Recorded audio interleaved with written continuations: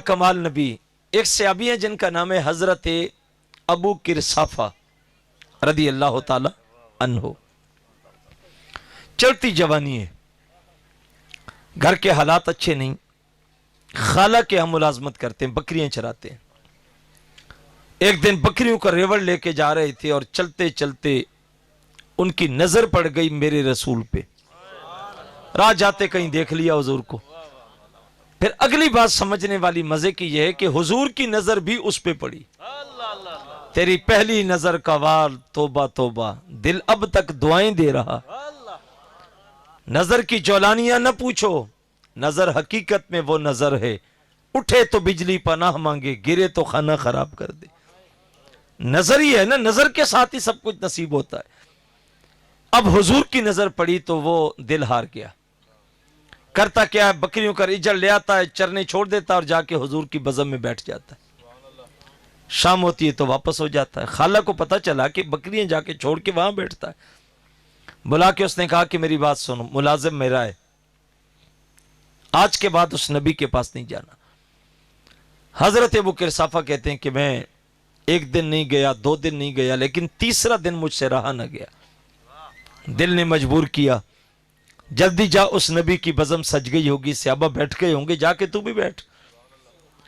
کہتے میں نے خالہ کو بلا کے کہا، خالہ ایک بات، تو نے مجھے روکا، میں نہیں گیا، لیکن ایک شرط میری بھی ہے، اسے پورا کر لو، پھر جو کہو گی میں کروں گا. کہا پوچھا کیا شرط ہے؟ حضرت ابو کرسافہ نے کہا میری شرط یہ ہے کہ ایک دفعہ جا کے میرے ساتھ اس نبی کو ملاؤ، پھر جو کہو گی میں کر لوں گا. خالہ نے سوچا کہ بس یہ شرط ہے کہ جانا ہے نا، ملنا ہے نا، تو جاؤں گی، مل کے آ جاؤں گی اور آ کے اسے کہوں گی کہ آج کے بعد نہیں جانا. بات ختم، اس کی شرط پوری اور ہماری بات بھی پوری. صبح ہوئی تو ابو کرسافہ کے ساتھ خالہ اور ابو کرسافہ کی ماں دونوں اکٹھی چلی گئی. حضور کی بزم سجی تھی، بیٹھ گئی. حضور کو دیکھا، سنا، واپسی پلٹ کے آئے تو ابو کرسافہ کہتے ہیں کہ میں راستے میں سوچتا رہا کہ اب یہ بولیں گے کیا. آپ کسی کو لے کے جائیں نا کہ جی فلاں بزرگوں کو ملے، فلاں کو سنیں، فلاں کو سنیں، تو جب سن کے آتے ہیں تو آپ پھر چاہ رہے ہوتے ہیں کہ اب یہ کچھ بول کے بتائیں کیسا پایا. ابو کرسافہ کہتے ہیں کہ میں سوچ میں تھا کہ اب کچھ بول کے بتائیں. گھر پہنچے تو ابو کرسافہ کی خالہ کہنے لگی کہ ابو کرسافہ واللہ میں نے آج تک اتنا حسین چہرے والا دیکھا ہی نہیں. پہلے کہہ رہی تھی جانا نہیں، اور اب آ کے کہہ رہی ہے کہ واللہ میری نظر نے آج تک اتنا حسین دیکھا ہی نہیں. اور یہ حقیقت تھا کہ حضور کی طرح کائنات میں کوئی آیا ہی نہیں. دوسری بات سنیے، کہنے لگی کہ میں نے آج تک اتنے خوبصورت لباس میں بھی کسی کو نہیں دیکھا جیسا لباس اس نبی کا تھا. اصل ہمارے ہاں یہ کہ ہم اس سنت اور سیرت اور مزاج شریعت کو سمجھ نہیں سکے. ہمارے ہاں کچھ لوگ ہوتے ہیں وہ فہم دین ان کا ناقص ہوتا ہے، کامل نہیں ہوتا. بظاہر وہ فقیر ہوتے ہیں، درویش ہوتے ہیں، صوفی ہوتے ہیں، لیکن فہم دین ناقص ہوتا ہے. وہ اچھا کپڑا نہیں پہنیں گے، پھٹا پرانا لباس پہن لیں گے اور ٹاکیاں لگا کے پہن لیں گے اور کہیں گے جی دیکھو فقیر لوگ ہوتے، ہمیں دنیا سے کیا، یہ تو فقیری ہے. یہ فقیری نہیں ہے. گندے لباس میں فقیری نہیں ہوتی. سال سال غسل نہ کریں فقیری نہیں ہوتی. ہاتھ میں جو ہے وہ 20 انگوٹھیاں ڈالنے سے فقیری نہیں ہوتی. پاؤں میں گھنگرو ڈالنے سے فقیری نہیں ہوتی. فقیری کیا ہے؟ فقر دل کا نام ہے، دل کا، دل کی صفائی ستھرائی کا نام فقر ہے. حضرت مجدد الفسانی فرماتے ہیں کہ جبہ و دستار میں فقیری نہیں ہوتی، درویشی دل سے ہوتی ہے. کس کا دل کتنا ستھرا ہے. ابھی چونکہ وہ فہم دین ناقص ہے. یاد رکھیے گا حضور علیہ السلام نے پیبند لگے کپڑے پہنے، صحابہ نے پہنے، جب نہیں میسر تو پہن لیے، کوئی مسئلہ نہیں. پر جب اللہ نے لباس دیا اور دین کو وسعت دی، کشادگی دی، پھر میرے نبی کے تن پہ یمن کی سب سے قیمتی چادریں آئیں اور حضور پہن کے باہر نکلتے تھے. یہ دین ہے. نہیں ہے پاس تو پرانا پہن لے، کوئی مسئلہ نہیں، لیکن جب اللہ دے رہا ہے تو پھر اچھا پہنے، ستھرا پہنے. یہ فقیری ہے. دوسرا فہم دین یہ ہوتا ہے کہ بہت سارے لوگ آپ کو ملیں گے جو کہتے ہیں کہ نہیں جی ہم تو اچھی چیزیں نہیں کھاتے، ان کو کھانا دیں، ان کے آگے اچھی غذائیں رکھیں تو وہ کھاتے نہیں ہیں. وہ کہتے ہیں جی بس ہم تو صرف پانی میں مرچیں ڈال کے تھوڑی سی تو وہی کھاتے ہیں، بس مزاج ہے اپنا. اور وہ سمجھ رہے ہوتے ہیں کہ شاید یہ درویشی ہے، فقیری ہے. ویسے آپ نہیں کھاتے، تبن نہیں مانتی، کوئی مسئلہ نہیں. طبیعت آپ کی نہیں مانتی، آپ کو چیز نہیں کھاتے، آپ کو شریعت منع نہیں کرتی. آپ کو کوئی مسئلہ ہے، بیماری ہے، مرض ہے آپ کا، اور اس میں آپ کو کچھ چیزیں منع کی گئی ہیں، آپ نہ کھائیں، کوئی مسئلہ نہیں. لیکن اس لیے نہ کھانا کہ میں درویش ہوتا ہوں، فقیر ہوتا ہوں. اور فقیر کو کیا لگے اچھے کھانے سے، ہم تو پانی میں مرچیں ڈال کے تو بھگو کے وہی کھا لیتے. یہ فقیری نہیں ہے. اللہ کے محبوب علیہ الصلوۃ والسلام کو جب نہیں ملا تو حضور نے پیٹ پہ پتھر بھی باندھے. خندق میں جا کے جب صحابہ نے پیٹ ننگے کر کے کہا حضور شدت کی بھوک ہے، دیکھ ہمارے پیٹ پہ پتھر ہے، تو حضور نے اپنے پیٹ سے کپڑا اٹھایا تو صحابہ نے دیکھا حضور کے پیٹ پہ 2 پتھر تھے. نہ ملے تو صبر کریں، پر جب اللہ نے دولت دے دی، ثروت دے دی، وسعت دے دی، پھر کتب سیرت کو پڑھے میرے حضور بکری کا سب سے اچھا گوشت جو دستی کا ہوتا ہے حضور کی پسندیدہ غذا تھی. نہ ملے تو وہ الگ بات ہے، ملے تو پھر اچھا ہونا چاہیے. پہننا بھی اچھا ہو، کھانا بھی اچھا ہو، لباس بھی اچھا ہو، گھر بھی اچھا ہو، سواری بھی اچھی ہو. یہ دین ہے، اور اس کو سمجھ کے جئیں گے تو اللہ دین کی برکتیں عطا کرے گا.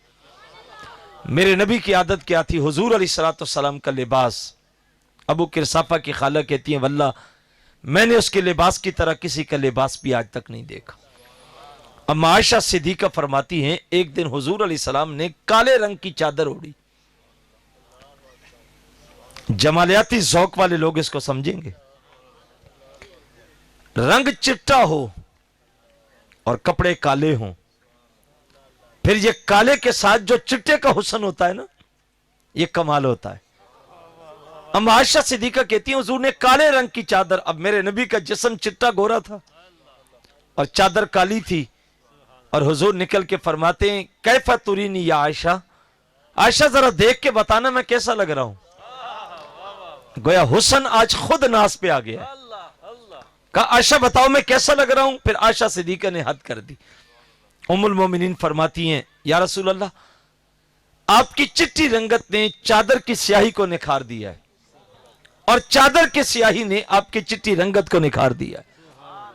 آپ کا رنگ بھی بڑھ گیا ہے، چادر کا حسن بھی اللہ نے بڑھا دیا ہے. یہ حضور کا انداز تھا کہ لباس حضور اچھا پہنتے تھے، خوبصورت پہنتے تھے. تیسری بات اس نے کہی کہ واللہ میں نے آج تک کسی کو اتنا خوبصورت کلام کرتے بھی نہیں دیکھا. حضور بولتے تھے لگتا تھا جیسے ہونٹوں سے پھول جھڑ رہے ہیں. اعلی حضرت عظیم البرکت فرماتے ہیں پتلی پتلی گلے قدس کی وہ پتیاں، ان لبوں کی نزاکت پہ لاکھوں سلام. آپ کو کبھی اللہ توفیق دے تو آپ ام معبد کا وہ قصیدہ پڑھیں. جب حضور ہجرت کی رات نکلے تھے، صدیق اکبر کے ساتھ گزرتے گزرتے ام معبد کی کچی کلی سے حضور گزرے تو پوچھا تھا کہ کوئی کھانے کا ہے کچھ؟ اس نے کہا عرب لوگ ہیں، مہمانوں کے لیے خوش ہوتے ہیں، لیکن آج میرے گھر میں کچھ نہیں. ایک بکری باندھی ہوئی تھی تو حضور فرمایا اس بکری کا دودھ لے لے. اس نے کہا یہ تو چلنے کے قابل نہیں، ریوڑ کے ساتھ نہیں گئی، اس کی ہڈیوں میں گودا نہیں، یہ دودھ کہاں سے دے گی؟ حضور فرمایا اگر تیری اجازت ہو تو ہم لے لیں. اس نے کہا دیتی ہے تو بسم اللہ، میں تو عرب ہوں، میں تو خوش ہوتی ہوں. ابو بکر صدیق بکری کو پکڑ کے لائے حضور کے ساتھ، اور میرے نبی نے پھر ید اللہ والا ہاتھ اس کی پشت پہ پھیرا. پھر کیا تھا، بکری نے جھرجھری لی اور پاؤں چوڑے کیے اور کھیری میں پھر قدرت کی طرف سے دودھ کی نہریں آ گئی. حضور نے خود بھی پیا، ابو بکر صدیق نے پیا، گھر والوں نے پیا، سارے برتن بھر دیے. حضور چلے گئے. رات کو جب اس کا شوہر گھر آیا، اس نے دیکھا کہ کچی کلی پہ انوار کی بارش ہو رہی ہے. بیگم سے پوچھا، ام معبد سے ابو معبد نے پوچھا کہ آج کوئی آیا تھا؟ اس نے کہا ہاں ایک مہمان آیا تھا. پوچھا اس کا نام کیا تھا؟ نام تو ام معبد کو پوچھنا یاد ہی نہیں رہا. کا نام کیا تھا؟ اس نے کہا نام اس کا تھا مبارک، چونکہ وہ آیا تو برکتیں آئیں، اس نے کہا مبارک اس کا نام تھا۔ اچھا، پھر اس نے جو نقشہ کھینچا نا وہ پڑھنے والا ہے، لیکن میرے اس عنوان سے جس بات میں کر رہا ہوں اس کی مطابقت میں جو لفظ ہے میں وہ کہوں گا۔ ام معبد کہنے لگی ابو معبد سے کہ میں کیا بتاؤں، جب وہ کلام کرتا تھا تو گویا اس کے ہونٹوں سے موتی بکھر رہے تھے، ایک ایک لفظ ایسا نکلتا تھا جیسے موتی ہوتا ہے۔ یہ میرے نبی کا کمال تھا۔ آج ہم جان کھڑے ہم دیکھیں کہ ہمارا کلام کس طرح کا ہے، ہماری گفتگو کیا ہوتی ہے۔ ہم تو زہر اگلتے ہیں، سخت لہجے ہو گئے، زہر بھرے لہجے ہو گئے، اور ان سختیوں کی وجہ سے بس اوقات اپنے بچے ہم سے دور بھاگ رہے ہوتے، بچے باپ سے دور ہو گئے، بیٹیاں دور ہو گئی، بہن بھائی دور ہو گئے، یہاں تک کہ رشتہ داروں میں کوئی بندہ بات کرنا گوارا نہیں کرتا، اور وہ یہ نہیں سوچتا کہ میری غلطی ہے، میں سخت مزاج ہوں، مجھے نرم ہونا چاہیے۔ وہ کہتا جی میں تو کھرا بندہ ہوں، سیدھی بات کرتا ہوں، اور آپ کو پتا کہ سچی بات کڑوی ہوتی ہے۔ سنا ہے نا جملہ؟ آپ نے کبھی سوچا ہے کہ سچ میں بھی کبھی کڑواہٹ ہو سکتی ہے؟ میں آپ سے سوال کروں کہ بتاؤ اس کائنات میں سب سے حسین کون ہے؟ تو آپ ایک ہی نام لیں گے، محمد عربی کا۔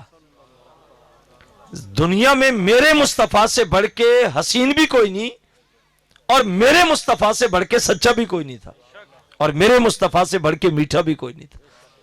سچ میں کڑواہٹ نہیں ہوتی، سچ میں مٹھاس ہوتی ہے، لیکن ہم چونکہ بولنے میں زہر اگلتے ہیں۔ کاش کہ ہم اپنے نبی کے ساتھ اپنی زندگی کو جوڑیں اور پھر اپنے لہجوں کو اچھا کریں، پھر دیکھیں کہ آپ کی برکتیں کتنی ہوتی۔ مزہ یہ ہے کہ جو آپ سے ایک بار مل لے وہ پھر خواہش کرے کہ یار اس کو پھر سننا ہے۔ زندگی کا تو یہ مزہ ہے، اور آپ چلے جائیں اور لوگ کہے چلو اچھا ہوا مصیبت لتھی مگروں، یہ کوئی زندگی تھوڑی ہوتی ہے۔ میرے نبی کی زندگی کا حسن یہ تھا کہ حضور علیہ الصلوۃ والسلام خوبصورت بولتے تھے، ایک ایک لفظ حضور کے ہونٹ سے جب نکلتا تھا تو یوں لگتا تھا جیسے موتی بکھر رہے ہیں۔ اب میں آپ کے سامنے آقا علیہ الصلوۃ والسلام کے میلاد کا پیغام